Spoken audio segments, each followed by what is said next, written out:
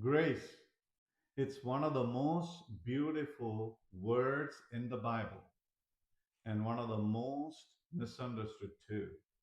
So, what is grace? Grace is unearned favor.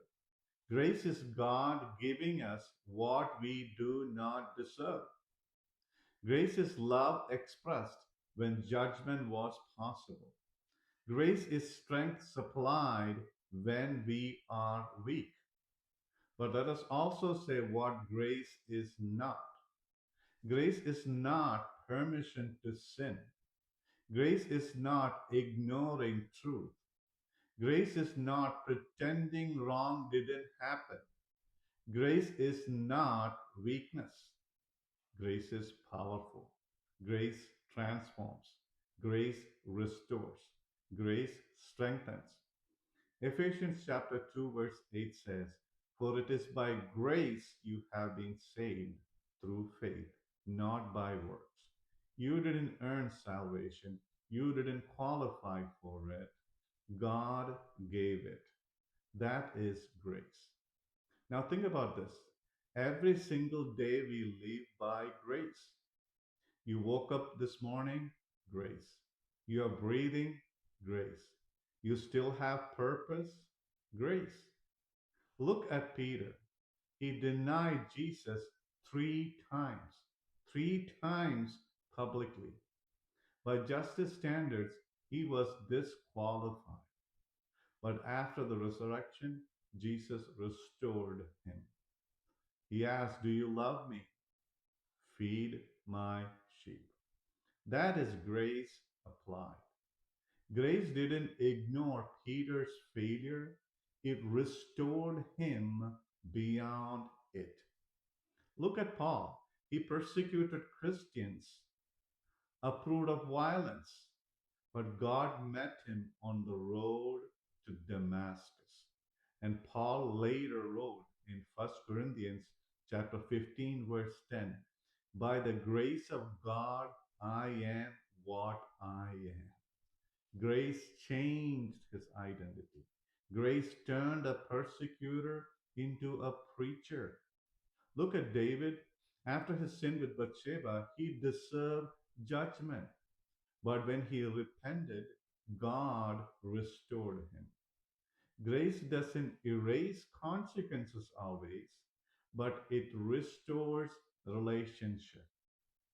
So, how does God give grace to us? First, through salvation. Second, through forgiveness. Third, through daily strength. Second Corinthians chapter 12 verse 9 says, "My grace is sufficient for you, for my power is made perfect in weakness." Grace is not just pardon, grace is power. It is the ability to keep going when you feel like quitting. It is the strength to resist temptation. It is the courage to forgive. It is the patience to endure. Now, here is the challenging part. We love receiving grace, but do we give it? Jesus said in Matthew chapter 10, verse 8, "Freely you have received, freely you give." Look at Joseph.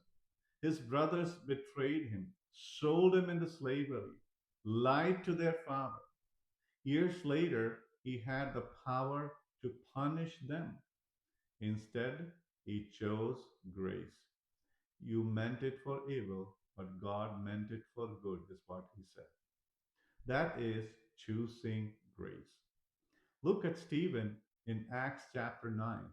As stones were hitting him, he said, "Lord, do not hold this sin against them." That is supernatural grace. Grace doesn't mean you tolerate abuse. It doesn't mean you ignore boundaries. It means you refuse to let bitterness control your heart. So, how do we apply God's grace daily?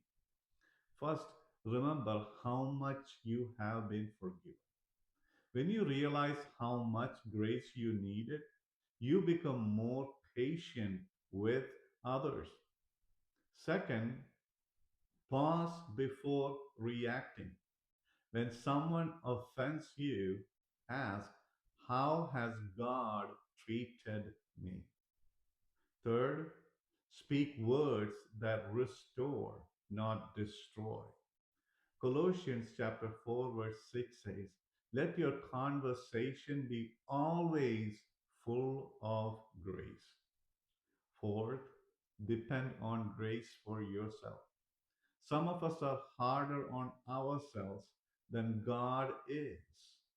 You replay failures, you relive mistakes, you carry shame.